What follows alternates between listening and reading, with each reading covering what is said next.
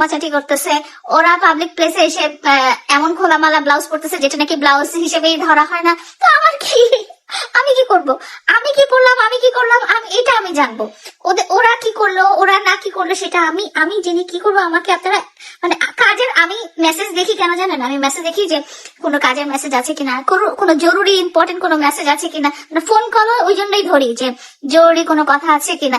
But আমার সাথে কথাবার্তা কি আছে, এই লাইলা আপু দেখছো, ছি ওরা লাইভে এসে এরকম চুমাচাটি করতেছে, ছি কেমন ব্লাউজ পরছে, ব্লাউজের ভিতর দিয়ে সব দেখা যাচ্ছে, চেহারা দেখাচ্ছে না, মুখ ঢুকে রাখছে, কিন্তু এদিকে সারা গা শরীর সব দেখা যাচ্ছে। আই এম নট বদার্ড, আমার এগুলো জানার দরকার নাই। আপনারা যারা আমাকে টেক্সট করতেছেন, যারা আমাকে কল দিচ্ছেন, এই টপিকে আমি শুনতেই চাই না। এটা জেনে আমি কি করব? এটা আমার সাথে কোনোভাবেই রিলেটেড না। আমার সাথে মানুষটা রিলেটেড ছিল একটা সময়, বাট এখন উই আর নট রিলেটেড। এখন তাদের টপিক, তাদেরকে বলেন, তাদেরকে ইনবক্স করেন, তাদেরকে জানান। আমি কি বলবো, মানে আমার কাজের কোনো মেসেজ নাই। গত ওই যে পহেলা বৈশাখের ওই লাইভের পর থেকে আমার মেসেজ বক্সে কোনো কাজের মেসেজ নাই। আমার মেসেজ বক্সে খালি স্ক্রিনশটের জায়গায় আমার গোল করে দাগ দেওয়া, আবার এরকম করা। আল্লাহ ও খোদা। জাহিদুল ইসলাম, মাগির বয়স 50+ এইসব বাদ দে।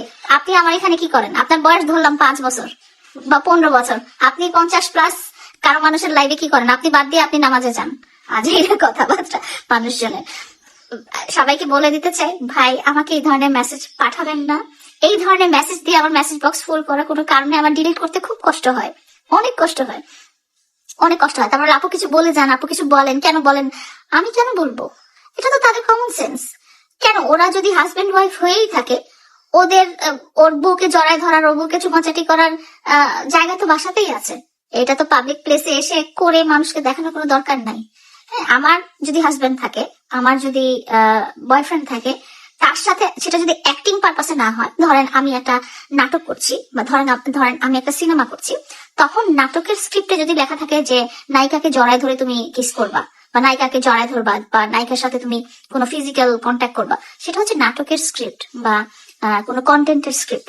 আমার যে হাজবেন্ড, আমার যে স্বামী, আমার যে লাইফ পার্টনার বা আমার যে বয়ফ্রেন্ড, তাকে যে আমার কিস করতে হবে, তাকে যে আমার জড়ায় ধরতে হবে, সেটা এমন পাবলিক প্লেসে যে লাইভে দেখানোর কিন্তু কিছু নাই। হ্যাঁ, এটা যখন মানুষ করে না, তখন বুঝতে হবে যে সম্পর্কের মধ্যে নিশ্চয়ই কোনো ঘাপলা আছে।